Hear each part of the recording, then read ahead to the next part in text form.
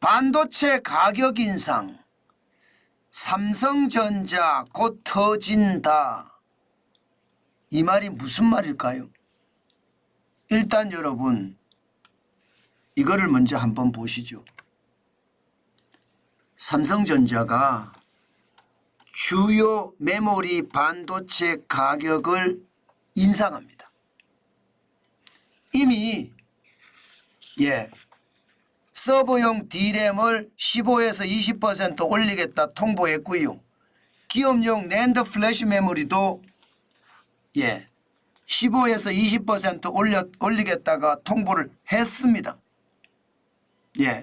델 테크놀로지라든가 휴렛패커드 이런 회사들에게 반도체 가격을 올리겠다 이렇게 이야기한 겁니다. 자, 이렇게 되면 여러분 삼성전자의 상황은 어떻게 될까요? 가격을 올린다. 그런데도 고객사는 받아준다. 이것은요 결국 반도체 가격이 쭉쭉쭉쭉 올라가면서 매출은 매출대로 올라가고요. 영업이익은 영업이익대로 더 올라간다는 뜻이에요. 기업의 실적이 좋아진다는 뜻입니다. 15%에서 20% 인상은 굉장히 광폭이거든요. 엄청난 인상이란 뜻이에요. 그러면 삼성전자의 실적은 더 좋아질 수밖에 없고 영업이익도 더 많아질 수밖에 없겠죠. 그러면 삼성전자의 주가는 어떻게 될까요? 안 터질까요? 저는 8만 전자에 갇혀서 7만 전자에 갇혀서 지금 아웅다웅하고 있는 삼성전자의 주가 결국은요 8만을 쭉쭉쭉쭉 넘어갈 가능성 굉장히 많다. 저는 그렇게 분석을 해봅니다. 그만큼 메모리 반도체의 가격 인상은요 삼성전자에게는 어마어마한 호재라는 거예요. 게다가 앞으로 더 올릴 거냐? 더 올라갈 가능성 굉장히 많습니다. 왜냐하면 말입니다. 시장에서 기업용 낸드 플래시 메모리를 구하기가 힘들다고 이야기할 정도입니다. 기업용 낸드 플래시 메모리 자체를 말입니다. 그러면 이게 수요는 계속 늘어나는 거고 공급은 지금 한정돼 있거든요. 게다가 공장을 회전하는 회전율도 좀 낮췄단 말입니다. 이런 상태에서 재고를 다 소진해버리고 가격은 또다시 더 올리는 그런 결과가 가져오지 않을까요? 이렇게 되면 여러분 2분기에 올리고 3분기에 또 올리는 그런 일이 터질 수도 있습니다. 그만큼 말입니다. 삼성전자가 주요 메모리 반도체 가격을 인상한다는 것은 그만큼 호재 중에 호재다. 이렇게 말할 수 있다는 뜻입니다.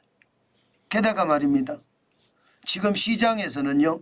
대세 상승기에 접어들었습니다. D램 고정 가격을 보면 말입니다. 여러분 2024년 5월에 2.10달러거든요. DDR4 8GB 기준으로 말입니다. 그러면 가장 많이 떨어졌던 게 작년 9월입니다. 1.3달러까지 떨어졌으니까요. 11개월 만에 지금 적어도 말입니다. 엄청나게 올랐다는 거예요. 61.5%가 올랐다는 뜻입니다. 굉장히 빠른 속도로 오르죠. 지금 이렇게 오르면 여러분 결국 말입니다. 삼성전자의 주가는 점점 좋아질 거예요. 게다가 말입니다. 낸드 플래시 메모리도 마찬가지입니다. 지금 작년 9월에 3.82달러로 가장 낮았었거든요. 지금은 4.90달러입니다. 적어도 말입니다. 적어도 10월, 11월, 12월 8개월새, 6개월새라고 되어 있는데 8개월새입니다. 8개월새 굉장히 많이 올라갔습니다. 28.3%. 개당 말입니다. 128GB MLC 기준으로 봤을 때 1.08달러가 올라갔습니다. 이것은 여러분 삼성전자에게는 호재 중에 호재가 되지 않겠느냐 그렇게 생각을 합니다. 이렇게 되면 여러분 당연히 말입니다. 반도체에 대한 영업이익은 계속 올라갈 수밖에 없습니다. 1분기에 1조 8,900억 원의 영업이익을 취했지만 지금 2분기는 이거보다 더 클 가능성 많고요. 3분기는 또 그거보다 더 클 가능성 많습니다. 4분기는 더 또 클 가능성이 많고요. 그러면 1분기보다는 2분기, 2분기보다는 3분기, 3분기보다는 4분기 계속 말입니다. 우상향으로 반도체 이익이 그만큼 늘어난다는 뜻이잖아요. 그만큼 말입니다. 시장에는 굉장한 이야기가 나오고 있을 정도입니다. 게다가 말입니다. 반도체의 영업이익이 늘어나잖아요. 그러면 삼성전자 전체 영업이익이 늘어날 수밖에 없습니다. 뭐 디스플레이도 그렇고요. 모바일도 그렇고요. 모바일 요즘 뭐 난리죠. 영상 가전도 그렇고요. 하만도 그렇고요. 이렇게 되면 여러분 미국 경제가 호황이라는 것을 삼성전자가 그 덕을 톡톡히 받는다는 뜻이 됩니까? 실질적으로 말입니다. 영업이익이 2024년 1분기에 6조 6,100억 원입니다. 작년 1분기에 비하면 10배 늘었습니다.